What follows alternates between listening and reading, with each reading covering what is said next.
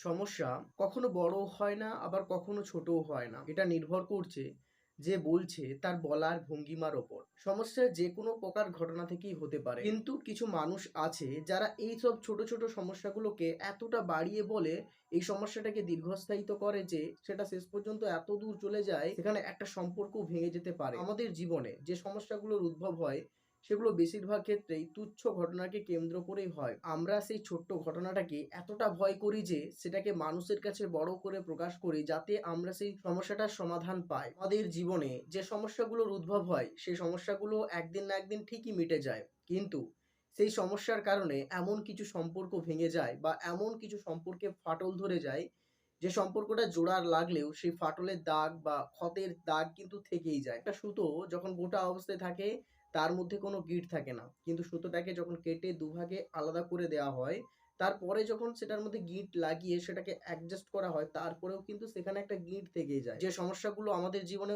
উদ্ভব হয়েছিল, সেই সমস্যার কারণে আমাদের সম্পর্কে যে ফাটল ধরেছিল, সেই ফাটল হয়তো কিছুদিন পরে মিটেও গেছে। ফলে সম্পর্কটা নতুনভাবে জোড়া লাগলেও প্রত্যেকের মনের ভেতরেই একটা অবিশ্বাস আর ঘৃণা থেকেই যায়। জীবনে কাউকে খুশি করতে বা কারো মনের মতো হতে গিয়ে নিজের জীবনের স্ট্যাটিস্টিকটাকে বিসর্জন দেবে না। নিজের মধ্যে যে ডিসিপ্লিন বোধটা আছে, নিজের যে একটা অ্যাটিটিউড আছে, সেই অ্যাটিটিউডটাকে কখনোই বাদ দিবে না অন্যের কারণে।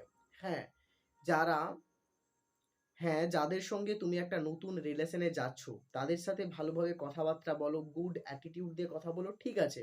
কিন্তু পুরোপুরি তার কাছে সহজলভ্য হয়ে যেও না, তাহলে সেই মানুষটাই তোমাকে অবহেলা করবে। জীবনে যদি সম্মান পেতে চাও, গুরুত্ব পেতে চাও, তাহলে কখনোই নিজের অ্যাটিটিউডটাকে বিসর্জন দিও না। প্রত্যেকের জীবনেই কিছু না কিছু ভাবভঙ্গি আছে, যেই ভাবভঙ্গিগুলো আমাদের ভেতর থেকে একটা মোটিভেশনের উদ্ভব ঘটায়। আর যে ভাবভঙ্গিগুলোই আমাদেরকে প্রত্যেকটা মানুষের থেকে আলাদা করে। প্রত্যেকটা মানুষের কাছে আমরা কতটা সম্মান বা গুরুত্ব পাবো, সেটা নির্ভর করে আমাদের ভেতরে থাকা এই ভাবভঙ্গিগুলোর উপরে।